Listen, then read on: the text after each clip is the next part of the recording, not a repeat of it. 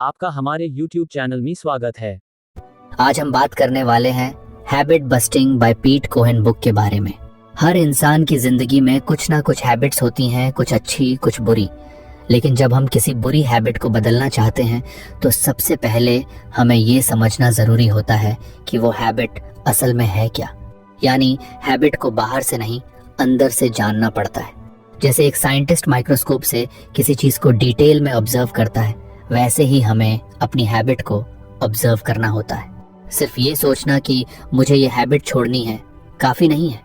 ये जानना ज़रूरी है कि ये हैबिट शुरू कब होती है, क्यों होती है, उस वक्त हम क्या महसूस कर रहे होते हैं और हैबिट के बाद हमारे अंदर क्या चेंजेस आते हैं। अब सवाल ये आता है कि किसी हैबिट को डीपली कैसे समझा जाए।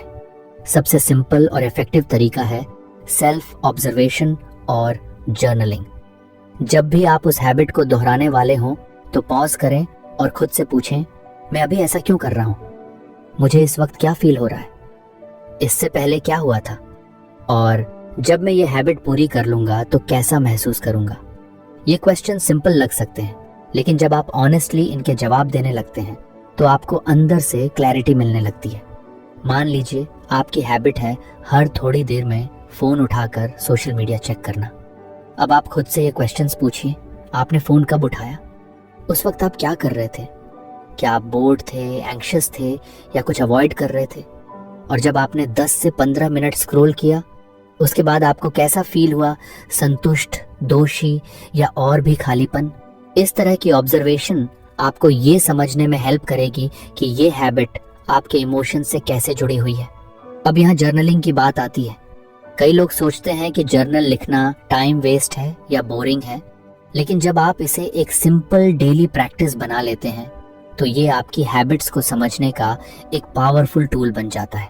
आप रोज सिर्फ 5 से 10 मिनट का टाइम निकालिए और लिखिए कि आपने दिन में कौन कौन सी रिपीटेटिव चीज़ें की, उनके पीछे क्या ट्रिगर था और आपने कैसा महसूस किया।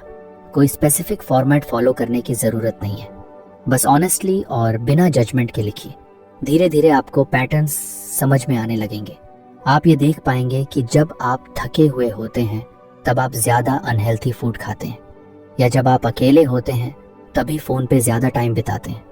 ये छोटी छोटी इंसाइट्स ही आपके चेंज की शुरुआत होती है, क्योंकि जब तक आप अपनी हैबिट के पीछे का रीज़न नहीं जानेंगे तब तक आप उसे बदल नहीं पाएंगे। इस जर्नी में सबसे इम्पॉर्टेंट है खुद के साथ ऑनेस्ट होना। कई बार हम खुद को बहला लेते हैं, मैं तो बस बोर्डम दूर करने के लिए ये करता हूँ, लेकिन जब आप गहराई में जाते हैं तो पता चलता है कि शायद आप किसी इमोशनल डिस्कम्फर्ट से बचने की कोशिश कर रहे हैं। ये अनकंफर्टेबल सच हो सकता है, लेकिन यही वो मोमेंट होता है जहाँ से रियल चेंज शुरू होता है। कई लोग हैबिट चेंज को विल पावर का खेल समझते हैं, लेकिन सच्चाई ये है कि अवेयरनेस विल पावर से ज़्यादा पावरफुल होती है। जब आप जान जाते हैं कि हैबिट क्यों रिपीट हो रही है तब आप उसे कॉन्शियसली रोक सकते हैं या उसकी जगह कुछ और ट्राई कर सकते हैं। अवेयरनेस मतलब ऑटो पायलट मोड से बाहर आना। जब तक आप ऑटो पायलट पर रहेंगे तब तक हैबिट आपकी लाइफ कंट्रोल करती रहेगी, लेकिन जैसे ही आप कॉन्शियस हो जाते हैं कंट्रोल आपके हाथ में आ जाता है। एक और बात जो ध्यान में रखनी चाहिए वो है पेशेंस। अपनी किसी हैबिट को डीपली समझने में टाइम लगता है।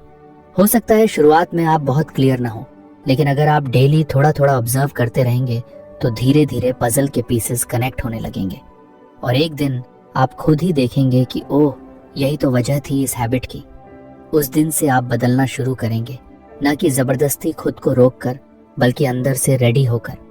तो अगली बार जब आप अपनी कोई हैबिट दोहराते हुए खुद को पकड़ें तो उसे जज मत कीजिए, बस एक साइंटिस्ट की तरह ऑब्जर्व कीजिए। क्यूरियोसिटी के साथ, कंपैशन के साथ खुद से बात कीजिए, जर्नल में लिखिए और अपनी हैबिट को समझने की कोशिश कीजिए, क्योंकि जब आप अपनी हैबिट को समझते हैं तभी आप उसे बदलने की ताकत हासिल करते हैं। अगर आप चाहें तो इस प्रोसेस को थोड़ा फन भी बना सकते हैं, जैसे हैबिट ट्रैकिंग ऐप्स का यूज़ करना, कुछ क्रिएटिव नाम देना अपनी हैबिट्स को, या फिर अपने जर्नल में इमोजीज के साथ फीलिंग्स रिकॉर्ड करना। चेंज बोरिंग नहीं होना चाहिए, वो एक एक्साइटिंग जर्नी हो सकती है अगर आप उसे गेम की तरह ट्रीट करें। इस पूरे प्रोसेस का अल्टीमेट गोल है कि आप खुद को ज़्यादा डीपली समझें, क्योंकि हैबिट्स सिर्फ एक्शंस नहीं होती, वो हमारे अंदर छिपी फीलिंग्स, बिलीफ्स और ट्रिगर्स से जुड़ी होती हैं। जब आप इन चीज़ों को डिकोड करना सीख जाते हैं, तब आप सिर्फ हैबिट्स नहीं बदलते, आप खुद को बदलते हैं। आपको क्या लगता है आपकी सबसे स्टबर्न हैबिट के पीछे कौन सा इमोशन या ट्रिगर छिपा हो सकता है? जब भी हम किसी हैबिट को बदलने की सोचते हैं तो सबसे पहले दिमाग में मोटिवेशन की बात आती है, लेकिन सच्चाई ये है कि सिर्फ ऊपरी मोटिवेशन से कोई भी बड़ा बदलाव पॉसिबल नहीं होता। जैसे अगर कोई कहे मुझे वेट लूज करना है, तो वो रीज़न थोड़ा सुपरफिशियल होता है। ऐसा नहीं कि वो गलत है, लेकिन वो इतना पावरफुल रीज़न नहीं है कि जब मुश्किलें आएं तब भी हम टिके रहें। रियल और लास्टिंग चेंज के लिए हमें एक ऐसा रीज़न चाहिए जो हमारे दिल से जुड़ा हो, जो हमारी इमोशंस और वैल्यूज़ को छूता हो। अगर आपको हमारी फ्री समरी अच्छी लगती है तो आप हमारे चैनल को सब्सक्राइब कर सकते हैं, हमारी मेंबरशिप खरीद सकते हैं या हमें UPI के थ्रू सपोर्ट कर सकते हैं। अब समरी पर वापस चलते हैं, और यही है आपका पावरफुल वाई। अब सवाल ये उठता है कि ये पावरफुल वाई ढूंढें कैसे? इसके लिए सबसे पहला स्टेप है खुद से ऑनेस्टली बात करना। आप खुद से पूछिए, मैं ये हैबिट क्यों छोड़ना चाहता हूँ? जो भी पहला जवाब आए उसे एक्सेप्ट कीजिए, लेकिन वहीं रुकिए मत। उस जवाब के पीछे क्या छिपा है उसे एक्सप्लोर कीजिए। यही काम करने के लिए एक बहुत ही आसान और यूजफुल तरीका है 5 क्यों तकनीक। इसका मतलब है कि जब आप अपने लक्ष्य का कारण बताते हैं तो उससे जुड़ा क्यों 5 बार पूछिए। हर बार एक नया लेवल मिलेगा जो आपको आपकी डीपर इमोशनल नीड तक ले जाएगा। मान लीजिए आपने कहा मुझे स्मोकिंग छोड़नी है। अब पूछिए क्यों? जवाब, क्योंकि ये मेरी हेल्थ के लिए खराब है। फिर पूछिए क्यों आप अपनी हेल्थ इंप्रूव करना चाहते हैं? जवाब, क्योंकि मैं चाहता हूँ कि मैं ज्यादा दिन तक जी सकूं। फिर क्यों आप ज्यादा दिन तक जीना चाहते हैं? जवाब, क्योंकि मैं अपने बच्चों को बड़ा होते देखना चाहता हूँ। फिर क्यों वो आपके लिए जरूरी है? जवाब, क्योंकि मैं उनके साथ वक्त बिताना चाहता हूँ, उन्हें गाइड करना चाहता हूँ। अब देखिए, शुरुआत में जो रीजन था हेल्थ के लिए छोड़ना है, वो अब ट्रांसफॉर्म होकर एक डीप इमोशनल कनेक्शन में बदल गया है। मैं अपने बच्चों के साथ जिंदगी बिताना चाहता हूँ। यही है आपका पावरफुल वाई, एक ऐसा रीजन जो सिर्फ लॉजिक से नहीं, दिल से जुड़ा हो। जब आप थक जाएं, जब मोटिवेशन कम हो जाए, जब पुरानी हैबिट फिर से खींचने लगे, तब यही वाई आपको रोकता है, संभालता है और रिमाइंड करता है कि आपने ये जर्नी क्यों शुरू की थी। इसके साथ ही एक और तरीका है अपने पर्सनल वैल्यूज को क्लियर करना। वैल्यूज मतलब आपकी जिंदगी के वो प्रिंसिपल्स जो आपके लिए सबसे इंपॉर्टेंट है। कुछ लोगों के लिए ऑनेस्टी सबसे बड़ा वैल्यू होता है, कुछ के लिए फैमिली, कुछ के लिए फ्रीडम, डिग्निटी या स्पिरिचुअलिटी। जब आप अपनी हैबिट्स को अपनी वैल्यूज से कनेक्ट कर देते हैं तो मोटिवेशन ऑटोमेटिक बन जाता है। सोचिए, अगर आपकी वैल्यू है सेल्फ रिस्पेक्ट और आपकी कोई हैबिट बार बार आपको गिल्ट या शेम फील कराती है, तो वो हैबिट आपकी वैल्यू से क्लैश करती है। और जब आप ये रियलाइज करते हैं, तब आपके अंदर एक नेचुरल अर्ज पैदा होती है उस हैबिट को बदलने की, क्योंकि अब बात सिर्फ हैबिट की नहीं बल्कि आपकी आइडेंटिटी की हो रही है। एक और अमेजिंग तरीका है इमोशनल विजन क्रिएट करना। इसका मतलब है कि आप अपनी इमेजिनेशन से एक ऐसा सीन बनाइए जिसमें आप देख रहे हो कि आप हैबिट चेंज करने के बाद कैसा महसूस करेंगे, आपकी लाइफ कैसी दिखेगी, आप कैसे लोगों के साथ होंगे। ये सिर्फ सोचना नहीं है, ये फील करना है। जैसे एक मूवी की तरह इमेजिन करना कि आप खुद को कॉन्फिडेंट, एनर्जेटिक और खुश महसूस कर रहे हैं और आपके आसपास के लोग आप पर प्राउड हैं। इस तरह की इमोशनल इमेजरी आपके दिमाग में एक पॉजिटिव पिक्चर बनाती है जो आपको बार बार उस डायरेक्शन में पुश करती है। ये आपकी एनर्जी का सोर्स बन जाती है, खासकर तब जब सब कुछ मुश्किल लग रहा हो। अब ये बात याद रखिए कि पावरफुल वाई कोई एक दिन में नहीं बनता, ये धीरे धीरे क्लैरिटी के साथ उभरता है। हो सकता है शुरुआत में आपको एग्जैक्ट वर्ड्स न मिले, लेकिन जैसे जैसे आप खुद से जुड़ते जाएंगे, जर्नल में लिखते रहेंगे, वैल्यूज को एक्सप्लोर करते रहेंगे, आपका वाई और भी क्लियर होता जाएगा। कभी कभी हमारा वाई दूसरों से इंस्पायर्ड होता है, लेकिन सबसे स्ट्रांग वही होता है जो अंदर से आता है। जैसे सिर्फ इसलिए क्विट करना कि दोस्त कह रहे हैं बहुत वक्त तक नहीं टिकेगा, लेकिन अगर अंदर से लगे कि मुझे अपनी जिंदगी रिक्लेम करनी है, तो फिर वो फायर लंबे समय तक जलती है। चेंज की जर्नी में बार बार ऑब्स्टिकल्स आएंगे, पुराने पैटर्न्स लौटने की कोशिश करेंगे, लेकिन जब आपके पास एक पावरफुल वाई होता है तो आप गिरने के बाद भी उठ जाते हैं, क्योंकि आपके अंदर एक गहरी वजह होती है जो आपको हर बार रिमाइंड कराती है कि आप क्यों शुरू हुए थे।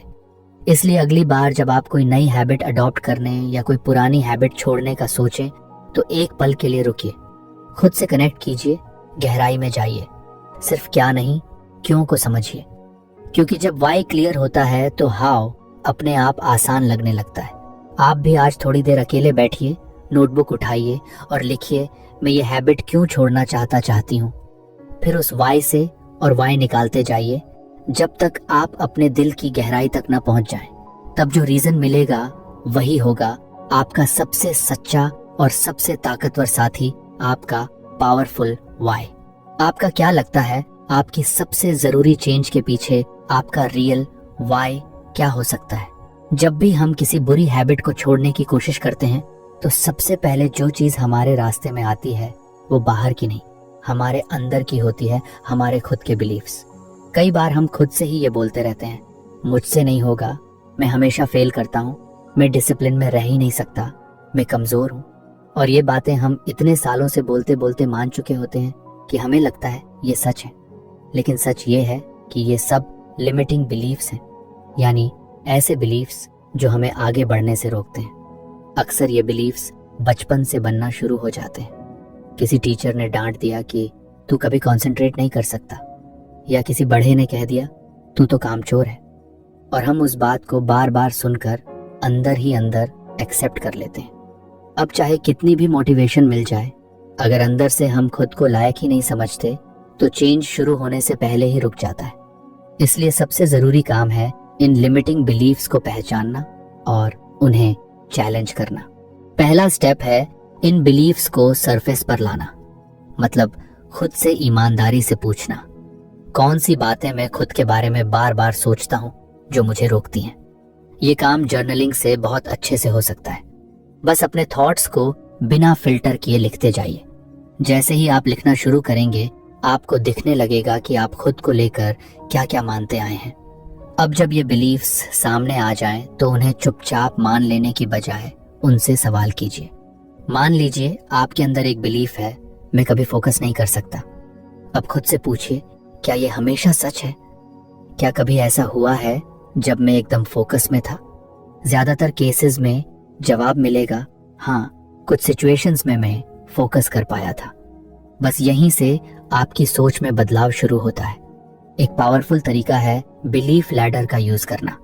इसमें हम पुराने बिलीफ से धीरे धीरे नए बिलीफ की ओर मूव करते हैं, जैसे एक सीढ़ी चढ़ना। मान लीजिए आपका लिमिटिंग बिलीफ है, मैं कभी कंसिस्टेंट नहीं रह सकता। अब सीधे मैं सुपर कंसिस्टेंट हूं कह देने से दिमाग एक्सेप्ट नहीं करेगा। इसलिए पहले स्टेप पर आप लिखिए, कभी कभी मैं कंसिस्टेंट रहा हूं। फिर मैं प्रैक्टिस करूं तो कंसिस्टेंसी इंप्रूव हो सकती है। फिर मैं हर दिन थोड़ा थोड़ा कंसिस्टेंट बन रहा हूं और धीरे धीरे मैं एक कंसिस्टेंट इंसान हूं। ये प्रोसेस दिमाग को स्टेप बाय स्टेप नए बिलीफ की तरफ रिवायर करता है। इसके साथ एक और स्ट्रॉन्ग टूल है एफर्मेशन स्क्रिप्टिंग। इसका मतलब है नए पॉजिटिव बिलीफ्स को खुद के लिए लिखना और डेली बोलना, जैसे मैं परिवर्तन के लिए सक्षम हूं, मैं मजबूत और केंद्रित हूं, हर दिन मैं बेहतर हो रहा हूं। शुरू में शायद ये बातें थोड़ी अजीब लगें, लेकिन रोज बोलने से ये दिमाग के अंदर बैठने लगती हैं और धीरे धीरे आपका बिहेवियर बदलने लगता है। विजुअलाइजेशन भी बहुत पावरफुल टेक्निक है। आप अपनी आंखें बंद करके खुद को इमेजिन कीजिए कि आपने उस हैबिट को बदल दिया है। आप उस मोमेंट को फील कीजिए, आप कितने प्राउड हैं, कितने कॉन्फिडेंट हैं, आपकी बॉडी लैंग्वेज कैसी है, लोग आपको कैसे देख रहे हैं। जब आप बार बार ये सीन अपने दिमाग में दोहराते हैं तो सबकॉन्शियस माइंड इसे रियल मानने लगता है और फिर आप उसी डायरेक्शन में नेचुरली मूव करने लगते हैं। हमारा माइंड बहुत इंटेलिजेंट है, लेकिन वो जो इनपुट बार बार मिलता है उसी को ट्रूथ मान लेता है। अगर आपने उसे बार बार मैं लूजर हूं कहा है तो वो उसे सच मान लेगा। लेकिन अगर आप अब से रोज उसे कहें मैं बदल सकता हूं, मैं डिसिप्लिन बन सकता हूं, मुझ में ताकत है, तो थोड़े समय में उसका बिलीफ बदलने लगेगा। और जब बिलीफ बदलता है तो बिहेवियर भी बदलने लगता है। ये भी समझिए कि लिमिटिंग बिलीफ्स सिर्फ हैबिट्स तक ही सीमित नहीं है। ये आपके पूरे सेल्फ इमेज को अफेक्ट करते हैं। अगर आप खुद को किसी एक एस्पेक्ट में कमज़ोर मानते हैं तो धीरे धीरे वो सोच बाकी एरियाज में भी फैल जाती है। इसलिए जब आप एक बिलीफ को चैलेंज करते हैं तो आप सिर्फ हैबिट नहीं, पूरी आइडेंटिटी को शिफ्ट कर रहे होते हैं। हाँ, ये प्रोसेस एकदम इंस्टेंट नहीं होता। कभी कभी पुराने बिलीफ्स बहुत स्टबर्न होते हैं, लेकिन अगर आप बार बार उन्हें पकड़कर सवाल पूछते रहें, नई बिलीफ्स दोहराते रहें और खुद को इमेजिन करते रहें एक बेटर वर्जन के रूप में, तो कुछ ही हफ्तों में नोटिसेबल डिफरेंस आने लगता है। और सबसे ज़रूरी बात, खुद पर दया रखें। अगर कभी पुराने बिलीफ वापस आ भी जाएं तो खुद को जज ना करें, बस ऑब्जर्व करें और जेंटली खुद को रिमाइंड करें कि आप अब एक नए रास्ते पर हैं। ट्रांसफॉर्मेशन कोई लीनियर प्रोसेस नहीं है, इसमें अप डाउन होते हैं, लेकिन हर बार जब आप खुद को संभालते हैं तो आप और स्ट्रांग बनते हैं। आखिर में यही कहना चाहूँगा कि बुरी हैबिट्स से बाहर निकलने की शुरुआत सिर्फ एक्शन से नहीं, बिलीफ से होती है। जब आप अपने लिमिटिंग बिलीफ्स को पकड़कर उनसे सवाल करते हैं और उन्हें नए पावरफुल बिलीफ से रिप्लेस करते हैं तो आप सिर्फ हैबिट नहीं, पूरी लाइफ का डायरेक्शन बदल सकते हैं। तो आज आप भी कुछ देर अकेले बैठिए, अपने पुराने बिलीफ्स को नोट कीजिए और उनसे जेंटली सवाल पूछिए। फिर एक पॉजिटिव बिलीफ सोचिए जो आप खुद में देखना चाहते हैं। उसे लिखिए, बोलिए और फील कीजिए और देखिए कैसे आपके अंदर की दुनिया धीरे धीरे ट्रांसफॉर्म होने लगती है। आप भी सोचिए आपकी सबसे बड़ी लिमिटिंग बिलीफ क्या है और आप उसे कौन से नए विश्वास से बदलना चाहेंगे। कई बार हम मन ही मन सोचते रहते हैं कि अब मुझे बदलना है, अब से मैं ये हैबिट छोड़ दूंगा या अब से मैं सीरियसली काम लूंगा, लेकिन ऐसा कुछ खास होता नहीं। क्यों? क्योंकि हमारी इंटेंशन सिर्फ सोच तक सीमित रहती है, वेग होती है, बिना किसी ठोस एक्शन के। बस एक हल्का सा इरादा होता है जो हवा की तरह उड़ जाता है जब असली लाइफ की चैलेंजेस सामने आती हैं। यही वजह है कि कोहेन इस स्टेप में एक बात बहुत स्ट्रांगली बताते हैं। अगर आपको सच में चेंज चाहिए तो एक कॉन्क्रीट डिसीजन लेना जरूरी है। कॉन्क्रीट डिसीजन का मतलब है ऐसा फैसला जो फर्म हो, क्लियर हो और जिसके पीछे आपका पूरा कमिटमेंट हो। ये सिर्फ सोचने की बात नहीं है बल्कि करने की बात है। इसका पहला स्टेप है अपने फैसले को लिखना। जब आप किसी हैबिट को छोड़ने या बदलने का मन बना लें तो उसे अपने शब्दों में नोटबुक या जर्नल में लिखिए।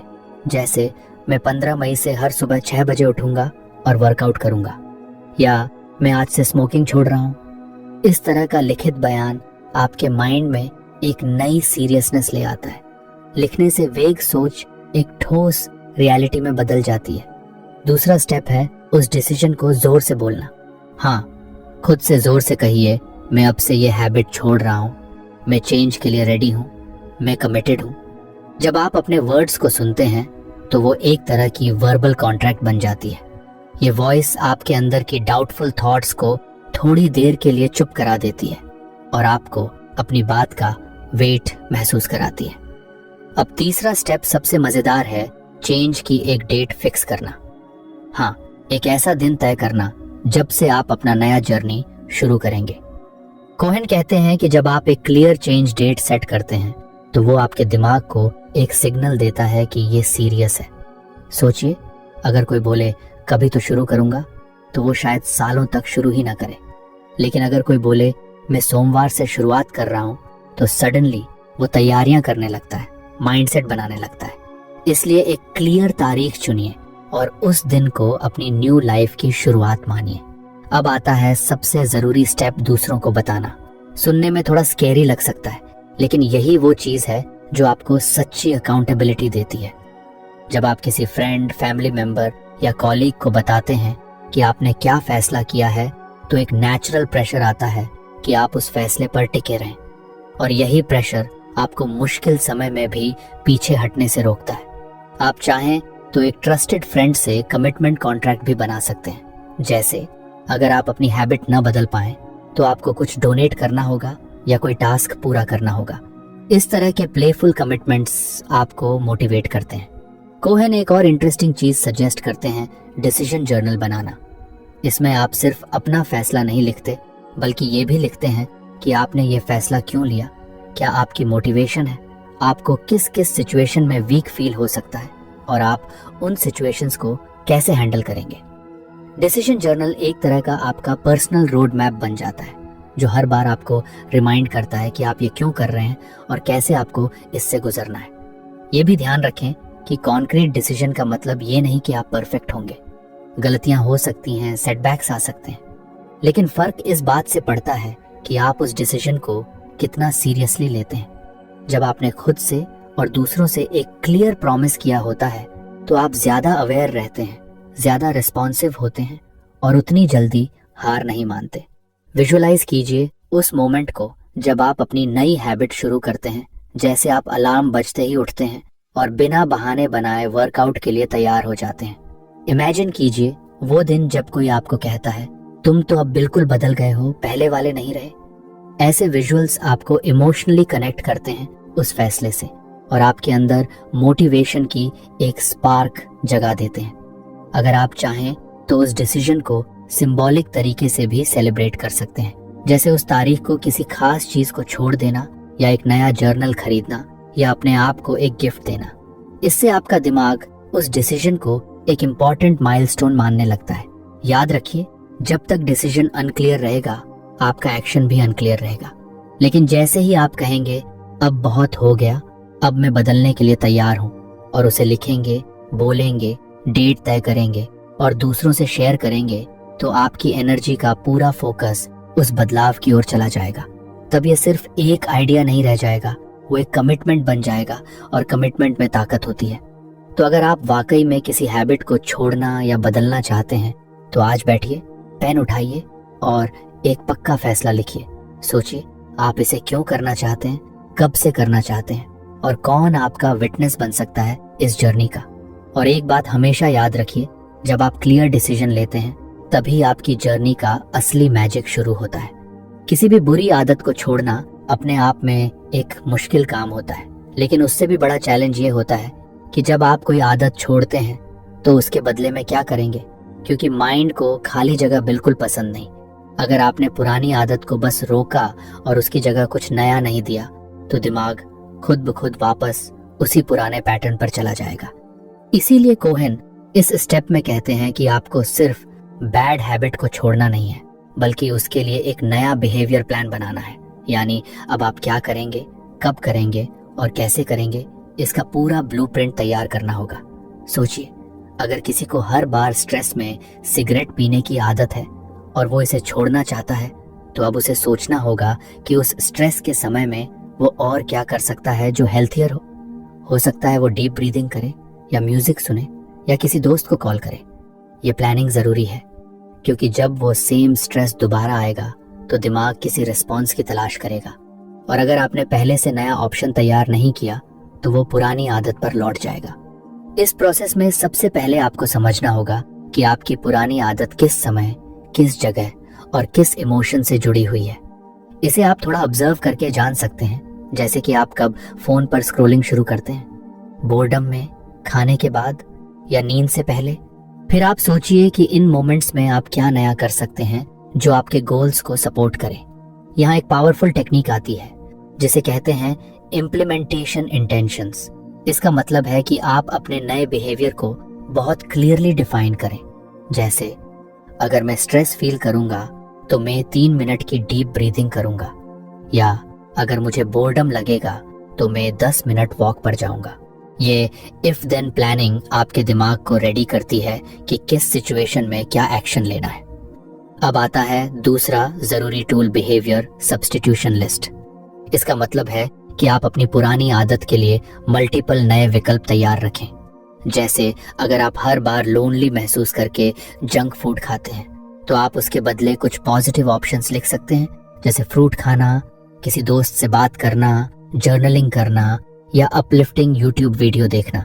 एक ही नहीं बल्कि 3 से 4 विकल्प रखें ताकि आपके पास फ्लेक्सिबिलिटी रहे। इसके बाद एक और जरूरी चीज आती है, रूटीन ट्रिगर्स। जब आप कोई नई आदत बनाना चाहते हैं तो उसके लिए एक ट्रिगर तय करें जो उसे शुरू करे। जैसे आप ब्रशिंग के बाद एफर्मेशंस बोलना शुरू करें या लंच के बाद ग्रेटिट्यूड जर्नलिंग करें। जब आप अपने दिन के एग्जिस्टिंग टास्क्स के साथ नए हैबिट्स को जोड़ते हैं तो वो ज्यादा आसानी से अपनाई जाती हैं। इसे हैबिट स्टैकिंग भी कहते हैं। बिहेवियर प्लान बनाते समय एक और बात बहुत ज़रूरी है, वो है क्लैरिटी। आपका प्लान जितना ज़्यादा क्लियर और स्पेसिफिक होगा, सक्सेस के चांसेस उतने ही ज़्यादा होंगे। अगर आप बस कहेंगे मैं अब से हेल्थी रहूँगा, तो वो बहुत वेग है। लेकिन अगर आप कहें मैं रोज़ सुबह 7 बजे 20 मिनट वॉक करूँगा, तो आपका दिमाग उस प्लान को ईजिली समझेगा और फॉलो करेगा। कोहेन सजेस्ट करते हैं कि आप अपने नए बिहेवियर को छोटे मैनेजेबल स्टेप्स में डिवाइड करें। कोई भी नया काम एकदम से परफेक्ट नहीं होता, इसलिए शुरू में बस कंसिस्टेंसी पर फोकस करें, परफेक्शन पर नहीं। जैसे अगर आप मेडिटेशन शुरू करना चाहते हैं, तो एकदम से 20 मिनट डेली मेडिटेशन ना सोचें, पहले 3 मिनट से शुरू करें, फिर धीरे धीरे बढ़ाएं। विजुअलाइजेशन भी इस प्रोसेस में हेल्पफुल है। खुद को इमेजिन कीजिए कि आप वो नया बिहेवियर कर रहे हैं। खुद को सक्सेस के साथ देखिए, जैसे आप कॉन्फिडेंट हैं, काल्म हैं, अपने आप को कंट्रोल कर पा रहे हैं। इस तरह की मेंटल इमेजरी आपके सबकॉन्शियस माइंड को प्रिपेयर करती है एक्शन के लिए। अगर आप चाहें तो अपने नए बिहेवियर प्लान को लिखकर भी रखें, जैसे एक छोटी सी चेकलिस्ट बना लें जो आप रोज टिक कर सकें। इससे एक काइंड ऑफ रिवॉर्ड सिस्टम बनता है और हर टिक एक छोटी सक्सेस की तरह लगता है जो मोटिवेशन देता है। आप हैबिट ट्रैकर एप्स भी यूज कर सकते हैं या बस कैलेंडर पर मार्क्स लगाकर अपनी स्ट्रीक बना सकते हैं। इस जर्नी में एक इम्पॉर्टेंट बात याद रखें, हर बार जब आप पुरानी हैबिट को अवॉइड करते हैं और नए बिहेवियर को चूज करते हैं, तो आप अपने ब्रेन में एक नई न्यूरल पाथवे बना रहे हैं। ये शुरू में थोड़ा मुश्किल हो सकता है, लेकिन रेपिटेशन के साथ ये आसान और ऑटोमेटिक हो जाता है। यही तो हैबिट चेंज का असली मैजिक है, जब नया बिहेवियर आपके आइडेंटिटी का हिस्सा बनने लगता है। कभी कभी सेटबैक्स भी आएंगे, ऐसा बिल्कुल नॉर्मल है। उस समय गिल्ट फील करने के बजाय आप खुद से ये पूछिए, मैं अगली बार इस सिचुएशन को कैसे बेटर हैंडल कर सकता हूँ, और उस लर्निंग को अपने प्लान में एडजस्ट कीजिए। हर फेलियर एक फीडबैक होता है, एक मौका होता है सुधार का। तो अब आप रेडी हैं एक नया बिहेवियर प्लान डिजाइन करने के लिए। पहले ये समझिए कि आपकी पुरानी हैबिट किन ट्रिगर्स से जुड़ी है, फिर सोचिए उस समय आप क्या नया कर सकते हैं। उस नए एक्शन को लिखिए, प्रैक्टिस कीजिए, विजुअलाइज कीजिए और उसे अपने डेली रूटीन में फिट करिए। और याद रखिए, हैबिट चेंज एक प्रोसेस है और आप उस प्रोसेस के डिजाइनर हैं। आप ही डिसाइड करेंगे कि आपकी लाइफ में क्या रहेगा और क्या नहीं। और जब ये डिजाइन आपके वैल्यूज और गोल्स से जुड़ा हो, तो आपका हर नया स्टेप आपको आपके बेहतर वर्जन की तरफ ले जाएगा। हमारी हैबिट्स सिर्फ हमारी विल पावर या सोच से नहीं बनती, बल्कि हमारे आसपास का एनवायरनमेंट भी इन पर बहुत बड़ा असर डालता है। सोचिए, अगर आप किसी ऐसे कमरे में हैं जहां हर कोने में जंक फूड रखा हो, तो हेल्थी ईटिंग करना कितना मुश्किल होगा। या अगर आपका फोन नोटिफिकेशन से भरा हो, तो फोकस करना कितना हार्ड हो जाएगा। कोहेन इसी बात पर जोर देते हैं कि अगर आपको अपनी आदतें बदलनी हैं, तो सबसे पहले अपने एनवायरनमेंट को चेंज करना पड़ेगा। ऐसा एनवायरनमेंट बनाना होगा जो आपकी नई हैबिट्स को सपोर्ट करे और पुरानी बुरी आदतों को डिस्करेज करे। सबसे पहला स्टेप है अपने करंट एनवायरनमेंट का एक ऑनेस्ट ऑडिट करना। आप अपने कमरे, वर्क डेस्क, किचन और फोन को ध्यान से देखें, क्या वहां ऐसी चीजें हैं जो बार बार आपको उन हैबिट्स की तरफ ले जाती हैं जिन्हें आप छोड़ना चाहते हैं। जैसे आपका फोन बार बार आपको सोशल मीडिया पर खींच लेता है, या आपका बेड इतना कंफर्टेबल है कि सुबह उठने का मोटिवेशन ही नहीं आता। ये सारे छोटे छोटे ट्रिगर्स आपके बिहेवियर को साइलेंटली कंट्रोल करते हैं। अब आपको करना है ट्रिगर रिमूवल, यानी जो चीजें आपकी पुरानी आदतों को एक्टिवेट करती हैं, उन्हें हटाना या बदलना। मान लीजिए आपको रात में देर तक स्क्रॉलिंग करने की आदत है, तो आप रात में सोने से पहले अपना फोन दूसरे कमरे में रख सकते हैं या उसे एयरप्लेन मोड में डाल सकते हैं। अगर आप ज्यादा शुगर खाते हैं, तो मिठाइयों को ऐसी जगह रखिए जहां वो न दिखे, या बिल्कुल घर में ही न रखें। ये छोटे चेंजेस आपको टेम्पटेशन से बचाते हैं और विल पावर बचाने में मदद करते हैं। दूसरी तरफ अब आपको नए हैबिट क्यूज इंसर्ट करने हैं, यानी ऐसे रिमाइंडर्स जो आपको आपकी नई हैबिट की याद दिलाएं और एक्शन लेने में मदद करें। जैसे अगर आपको सुबह एक्सरसाइज करनी है, तो अपने वर्कआउट के कपड़े और शूज रात में ही बाहर रख दीजिए, ताकि सुबह उठते ही वो आपको दिखे और आप बिना सोचे रेडी हो जाएं। आप स्टिकी नोट्स पर मोटिवेशनल लाइंस लिख सकते हैं और उन्हें मिरर, फ्रिज या लैपटॉप पर चिपका सकते हैं। या आप फोन में अलार्म सेट कर सकते हैं जो आपको सही समय पर रिमाइंड करें कि अब जर्नलिंग करनी है या मेडिटेशन करनी है। डिजिटल एनवायरनमेंट भी उतना ही इम्पोर्टेंट है। आपके फ़ोन में कौन कौन से ऐप्स हैं, कौन से नोटिफिकेशंस आ रहे हैं, कौन सी साइट्स आप बार बार विजिट करते हैं, ये सब आपकी प्रोडक्टिविटी और मेंटल स्टेट पर असर डालते हैं। अगर आपको पता है कि इंस्टाग्राम या यूट्यूब पर टाइम वेस्ट होता है तो आप ऐसे ऐप्स को हाइड कर सकते हैं, टाइम लिमिट्स लगा सकते हैं या प्रोडक्टिविटी ऐप्स इंस्टॉल कर सकते हैं जो डिस्ट्रैक्शन को ब्लॉक करें। अपने होम स्क्रीन को थोड़ा मिनिमलिस्ट बनाएं, सिर्फ वही ऐप्स रखें जिनकी सच में ज़रूरत हो। एनवायरनमेंट सिर्फ फिजिकल स्पेस तक ही लिमिटेड नहीं है, आपके आसपास के लोग भी आपके हैबिट्स को शेप करते हैं। कोहेन कहते हैं कि अगर आप खुद को ऐसे लोगों के बीच रखें जो आपकी गोल्स को सपोर्ट करते हैं तो आपका सक्सेस रेट काफ़ी बढ़ जाता है। अगर आप फिटनेस इंप्रूव करना चाहते हैं तो ऐसे दोस्त बनाइए जो खुद हेल्थ कॉन्शियस हो। अगर आप रीडिंग हैबिट डालना चाहते हैं तो बुक क्लब्स ज्वाइन करें या ऐसे लोगों से बात करें जो बुक्स पढ़ते हैं। सोशल सर्कल में बदलाव मुश्किल लग सकता है, लेकिन कभी कभी थोड़ा सा डिस्टेंसिंग या बाउंड्रीज सेट करना भी काफ़ी होता है। एक पावरफुल टेक्निक है एनवायरनमेंट को थोड़ा गेम की तरह देखना, जैसे एक खेल जिसमें आप अपने सराउंडिंग्स को अपने मिशन के लिए डिज़ाइन कर रहे हैं। अगर आप खुद को एक आर्किटेक्ट समझें जो अपने फ्यूचर सेल्फ के लिए एक सपोर्टिव वर्ल्ड बना रहा है तो आप हर ऑब्जेक्ट और इंटरेक्शन को कॉन्शियसली चूज करेंगे। जैसे अगर आप राइटिंग हैबिट डालना चाहते हैं तो एक ऐसा कोजी राइटिंग कॉर्नर बनाइए जहां डिस्ट्रैक्शन ना हो और हर बार वहां बैठते ही आपका दिमाग राइटिंग मोड में चला जाए। हर हैबिट के साथ एक कॉन्टेक्स्ट जुड़ा होता है। अगर आप एक ही जगह खाना खाते, टीवी देखते, काम करते और सोते हैं तो दिमाग कंफ्यूज्ड हो जाता है। इसलिए स्पेस को थोड़ा ऑर्गेनाइज करना जरूरी है। जैसे अगर आप सिर्फ एक खास टेबल पर बैठकर पढ़ाई करते हैं तो धीरे धीरे वो जगह आपके दिमाग में स्टडी से जुड़ जाएगी और आपको उस स्पेस में फोकस करना आसान लगेगा। इसे कॉन्टेक्सचुअल कंडीशनिंग कहा जाता है। अगर शुरुआत में सब कुछ बदलना मुश्किल लग रहा हो तो छोटे स्टेप्स से शुरू करें। हर हफ्ते 1 या 2 हैबिट ट्रिगर्स पर काम करें। धीरे धीरे आपका पूरा एनवायरनमेंट आपकी नई आइडेंटिटी को सपोर्ट करने लगेगा। याद रखिए, जब आपका एनवायरनमेंट अलाइंड होता है आपकी इंटेंशंस के साथ तो आपको बार बार मोटिवेट होने की जरूरत नहीं पड़ती, चीजें खुद ब खुद स्मूथ होने लगती हैं। एनवायरनमेंट डिजाइनिंग का असली गोल ये है कि आप फ्रिक्शन को मिनिमाइज करें।